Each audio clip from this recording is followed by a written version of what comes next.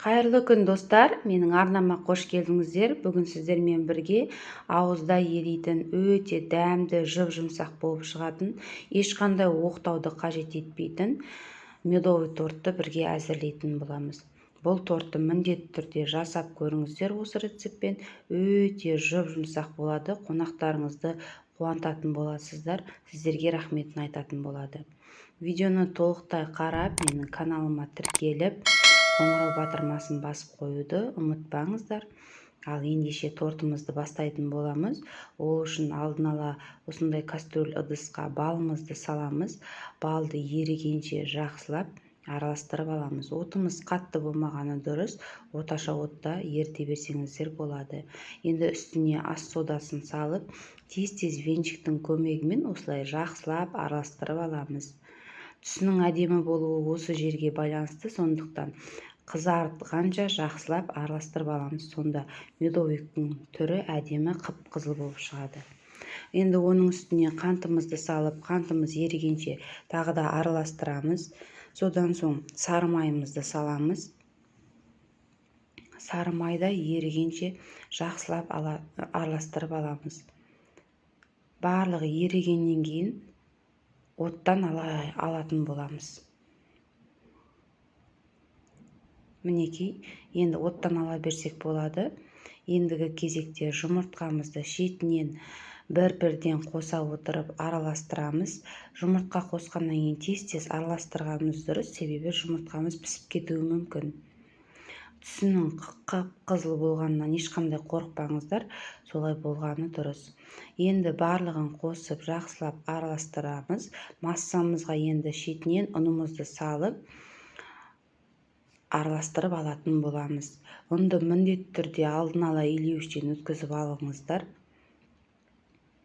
Басында бірікпейтін сияқты болуы мүмкін, бірақ толықтай мөлшердегі ұнды саламыз. Құрамын толықтай описанияға жазып қалдыратын боламын. Сол жақтан көріп жасай берсеңіздер болады. Мінекей, бізде осындай қоймалжың сұйық массамыз дайын болды.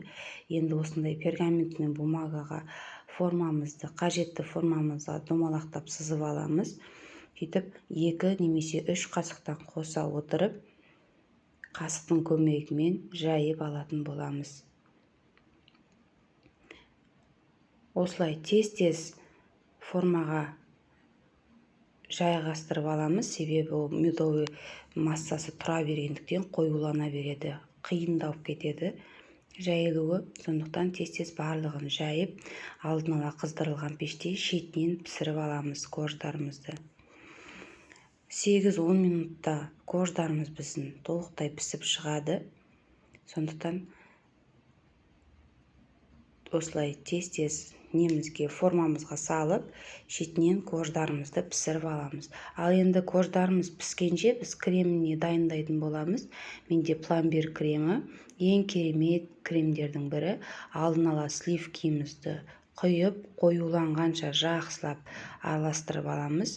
Содан соң үстіне сгущенканы қосамыз және қаймақты қосып, тағы да миксердің көмегімен барлығын біркелкі жақсылап қоюланғанша жақсылап араластырып аламыз. Біздің креміміз мінекей дайын болды. Енді алдын ала корждарымызды суытып алғаннан кейін тортымызды құрастыруға кірісеміз. Мінекей, қараңыздар, біздердің корждарымыз осылай шығады, ешқандай сынбайды, жұп-жұмсақ болып шығады. Осылай формаға салып тортымызды енді құрастыратын боламыз.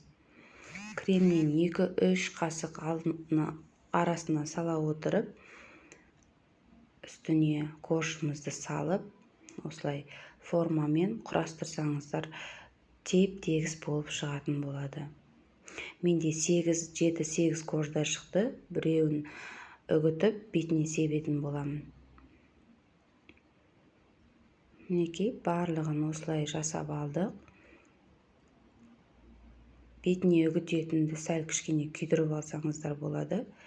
Осылай блендердің көмегімен үгітіп алып, тортымызды тегістеп, шет-шетіне сәндік үшін пайдаланатын боламыз.